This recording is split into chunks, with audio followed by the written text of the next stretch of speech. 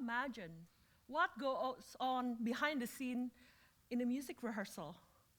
What do you think is the recipe to prepare for this performance? Take that image of a rehearsal and add in a good dose of heated disputes. Throw in frustrated hours of creative dead ends and a sprinkling of daily drilling it in to make sure every detail feels like second nature. Training to be professional pianist means hours every day at the piano from a very young age. I started at the age of 2, and Edward started at the age of 4. And we both decided to pursue our passion in music. We relish the excitement of piano competitions, and we love to share our voices and our artistic vision through our music. We started training as professional musicians like you'd train any skill. We wanted to improve ourselves, to boost our confidence, to impress our friends, and to prove our worth in the competitive world that we live in. The true lesson of training as a musician was how it increased our awareness and understanding of others. The more we work as professional musicians, the more we realize that the truly great among us are uniquely skilled at recognizing the talents of their colleagues. When you see a pianist at the top of their game playing in an ensemble, it's like they shine a light over everyone around them. So the entire ensemble plays better. Edward and I have very different musical personalities. We can't even decide on a playlist for our road trips, let alone concert programs. But some friction is very important for building trust.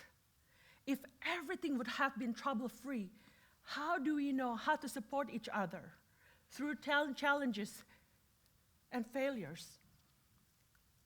I need to be confident that when our ensemble is not hanging together perfectly, or when our performances didn't go exactly as planned, that we could continue to rely on each other as a team. When we started playing together, I would fall into the trap of thinking, if only she would do what I know is best, we could do this properly. It took some serious self-reflection for me to realize that Stephanie was reacting and taking over in ways that smoothed over my jagged edges. And I needed to adapt to suit her personality. In that way, the combination of both of our pianisms together became more than the sum of its parts. Edward is very smart, but he's very nerdy. He loves to go down all kinds of musical rabbit holes and perfecting every single little detail.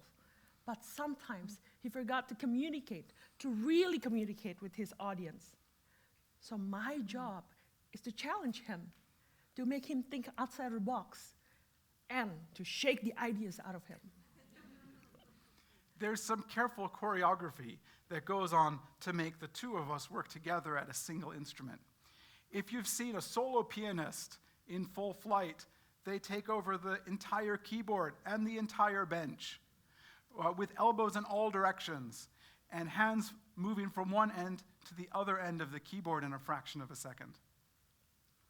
When we learn a new repertoire, there's a whole negotiation process on who gets to play those notes in the middle of the piano.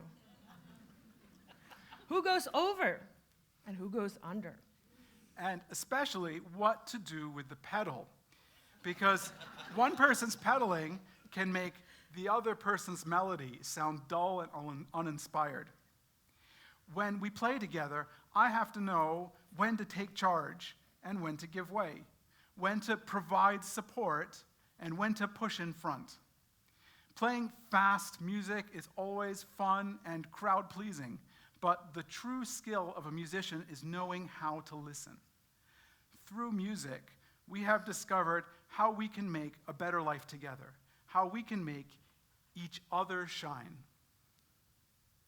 What we have learned by playing together is not just how we can make better music, but how we can succeed in life together. Far better than we could individually.